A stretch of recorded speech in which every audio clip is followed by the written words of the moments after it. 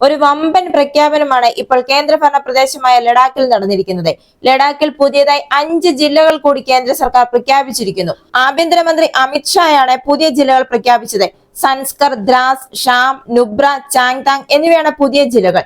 ഇതോടെ ലഡാക്കിലെ ജില്ലകളുടെ എണ്ണം ഇപ്പോൾ 7 ആയി. ലേ, കാർഗിൽ എന്നിങ്ങനെ 2 ജില്ലകൾ മാത്രമാണ് നേരത്തെ ലഡാക്കിൽ ഉണ്ടായിരുന്നത്. 2019 വരെ ജമ്മു കാശ്മീരിന്റെ ഭാഗമായിരുന്നു ലഡാക്ക്. എന്നാൽ BJPയുടെ നേതൃത്വത്തിലുള്ള കേന്ദ്ര സർക്കാർ ആ വർഷം സംസ്ഥാനത്തിന് നൽകിയ പ്രത്യേക പദവി, അതായത് ആർട്ടിക്കിൾ 370 റദ്ദാക്കുകയും സംസ്ഥാനത്തെ 2 കേന്ദ്രഭരണ പ്രദേശങ്ങളായി വിഭജിക്കുകയും ചെയ്തു. തുടർന്നാണ് ലഡാക്ക് ഒരു കേന്ദ്രഭരണ പ്രദേശമായി മാറിയത്. കേന്ദ്രഭരണ പ്രദേശമായതിനാൽ തന്നെ ലഡാക്ക് ആഭ്യന്തര മന്ത്രാലയത്തിന്റെ നേരിട്ടുള്ള ഭരണ നിയന്ത്രണത്തിലാണ്. എന്നാൽ മറ്റൊരു സംസ്ഥാനം കൂടി, അതായത് പുതിയ ഒരു സംസ്ഥാനം കൂടി ഇന്ത്യ രൂപം കൊള്ളുന്നതിനുള്ള മുന്നോടിയായിട്ടാണോ ഇത്? ചൈനയുമായുള്ള അതിർത്തി പ്രശ്നങ്ങൾ ഉള്ളതിനാൽ തന്നെ സംസ്ഥാന പദവി ലഡാക്കിന് നൽകാനാവില്ല.